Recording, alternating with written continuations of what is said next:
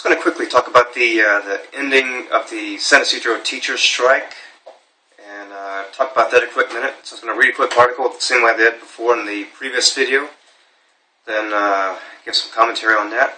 So the article is titled, Deal Reaches San Ysidro Teachers Strike. This is from a local NBC channel in San Diego. Top headline is Teachers met at San Ysidro Middle School to vote on the proposal. Let me turn this. San Ysidro's teachers have approved a 2-year contract that secures essentially the same salary increase as the contract first offered to them before they voted to strike. The San Ysidro Education Association and the San Ysidro School District came to a tentative agreement late Sunday. Teachers will meet Monday morning at San Ysidro Middle School and met at San Ysidro Monday morning in San Ysidro and ratified the contract. The agreement includes a 1% salary increase plus a 1% one-time 1% bonus, according to Carol Wallace with the San Ysidro Education Association. So that's the teachers union for the school district. Before teachers began the strike on October 8th, the district offered the union a 1.5% increase plus a one-time 0.5% bonus for the 2014-2015 school year.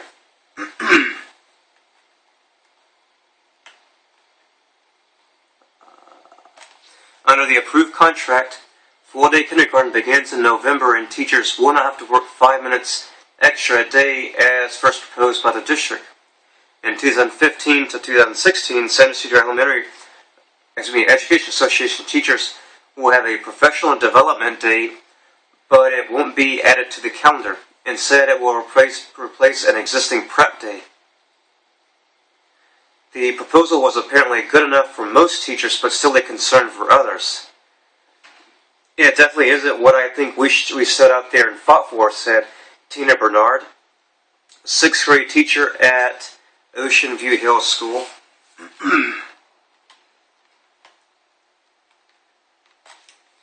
At some point, we had to say enough is enough. We need to be with our kids. We need to be in our classrooms. She said the proposal didn't touch on the benefits concerns that she had going into the strike. Because the teachers will not be paid retroactively for the 3 days of the strike, they lost 1.5% of their salary for the school year. San Ysidro teachers said they were facing a 6.5% pay cut and some of the worst health benefits in the county. They're also calling for smaller class sizes and more manageable workloads.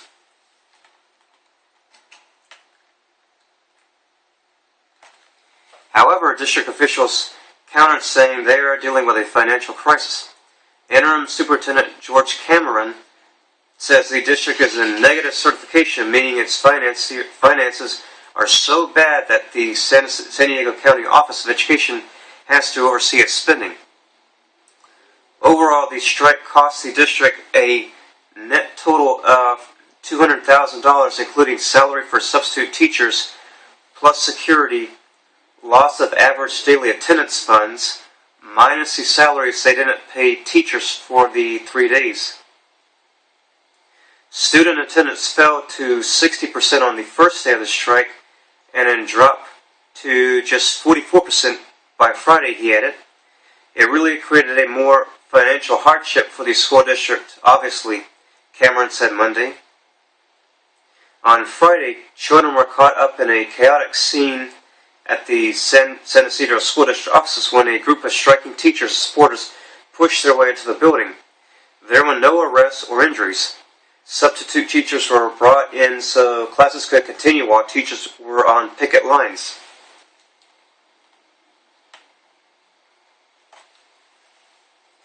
The teachers accused the district of lying about its budget and even bullying them. The district argued that it respects and supports teachers, but needed to face financial reality.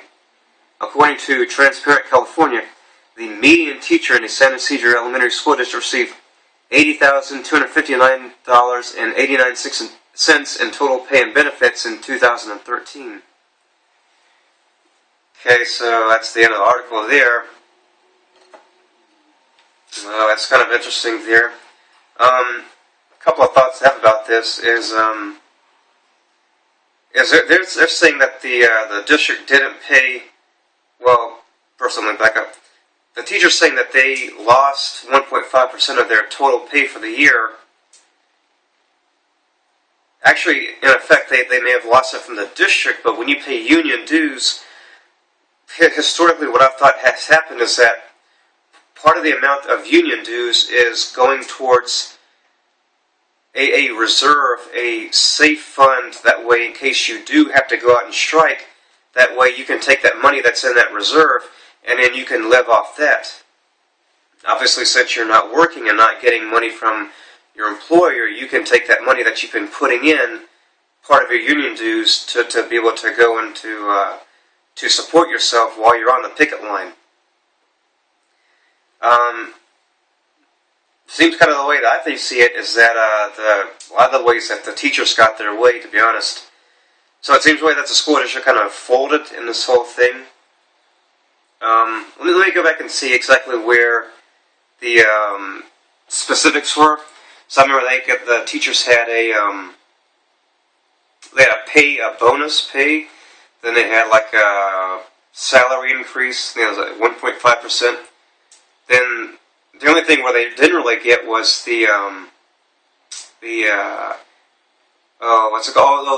kindergarten program. They did include that to be a full day. Let me scoot back up here to get the specifics.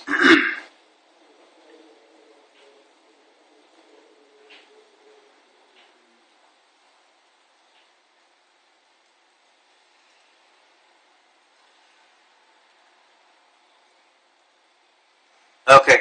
Yep, so 1.5% salary increase. Teachers wanted a salary increase, so they got that. This school district sits it's in the top 5 of horribly managed districts throughout the state of California. They got a one-time 1% bonus. They got their way on that. They basically they wanted more money, more compensation, so they got that. They got their way on that.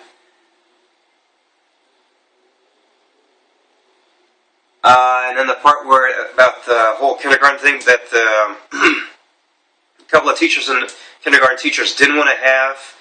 This district has half-day kindergarten. Well, they wanted to keep it that way. Well, they were losing enrollment because they have half-day. And so now the school district wanted them to have full-day. Well, teachers gave in and they now have a full day, which begins next month.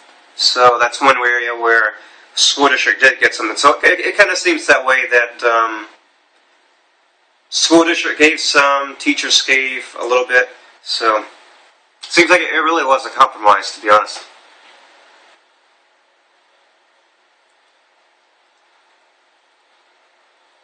Then they talk about the professional development day. They got that.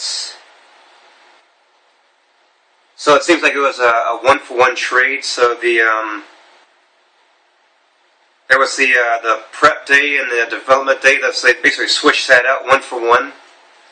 So it wasn't too much of a trade-off there. Overall, I was, I guess, closing thoughts on the whole thing. I'm pretty disappointed with the teachers about this. This is an incredibly rare thing that teachers walk out. We had this go on back in Illinois. Chicago.